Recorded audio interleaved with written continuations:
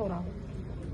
Sot deklaruat në Facebook që keni qenë me zotin Gjysmë Mehani kur ka ndodhur sulmi. A mund të më tregu detaje çu ka ndodhur ngjarja?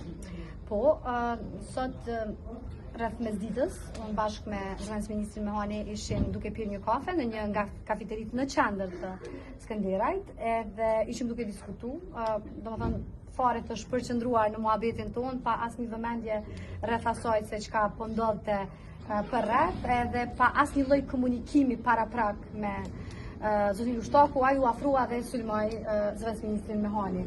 Fillimisht me telefon, pastaj me dorë, pastaj edhe me gotë, siç keni pas mundësinë me pa edhe dëmin të cilën e ka në fytyrën e tij, kur sekretari i qendrës tonë Bari Zabeli tentoi me ndërhy për me qetësu situatën, me nda pak mos me vazhdu ajo përplasja fizike, ai u sulmu edhe nga disa persona të tjerë për atë të cilët unë nuk e di se kush janë, sa as nuk i njoh, por ishin bashkë me zotin Lushtaku në atë moment.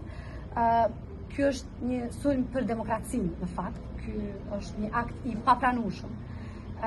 Është një kërcënim ndaj demokracisë, edhe uroj që organet përgjithëse dhe ju bëj thirrje edhe nga këtu, nga spitali në të cilin po trajtohet aktualisht zëvendës ministri, që sa më shpejt të marrin në llogari përgjegjësit për këtë sulm.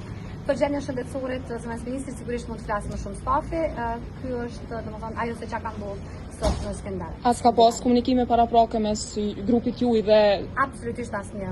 Në fakt në momentin kur është sulmuar, kam qenë vetë duke biseduar me zotin Mehani, kemi qenë jashtë, ka pas pak më shumë zhurmë, ka pas njerëz, dita e mirë, njerëzit kanë qenë në lokal, kemi qenë më afër madje të komunikuar për shkak të zhurmës, domethënë tema ka qenë s'ka pas fare të bëj as me Skënderaj, ne kemi qenë duke diskutuar një çështje krejt tjetër, diçka ka ndodhur pa asnjë provokim dhe pa asnjë reagim prej anës tonë. A është intervistuar ende apo informata të tjera nuk kam, unë vetëm desha të ndaj këtë qëndrim në raport me juve. Unë po ju siguroj, unë kam qenë aty dhe besoj ka dhe të tjerë dëshmitar okular aty. Ne kemi qenë duke bisedu për një çështje prapë them që s'ka lidhje fare as me Skënderajin as me çështjen për cilën apo flasim, as fare nuk është përmend emri i tij, ne kemi qenë duke folur për një çështje të punës në momentin kur ai është afruar dhe ka filluar me sulmu domethënë zëvendës ministrin. Po para shumë a mundi më tregu a është një gjendje teknike shëndetësore, nëse në rast se nuk na shohin edhe një se mundi shkojë pa është gjendje. Unë nuk jam eksperte, po gjendja më duket stabile. Tani për të gjitha detajet e tjera ndoshta mundet më mirë ekipa mjekësore më dhon përgjigje më të sakta. Mua mu duk gjendja stabile, por tash prapë them unë nuk jam eksperte e fushës edhe nuk mund të flas me kompetencë për këtë fushë, kërkoj mirë kuptim. Ju uroj punë.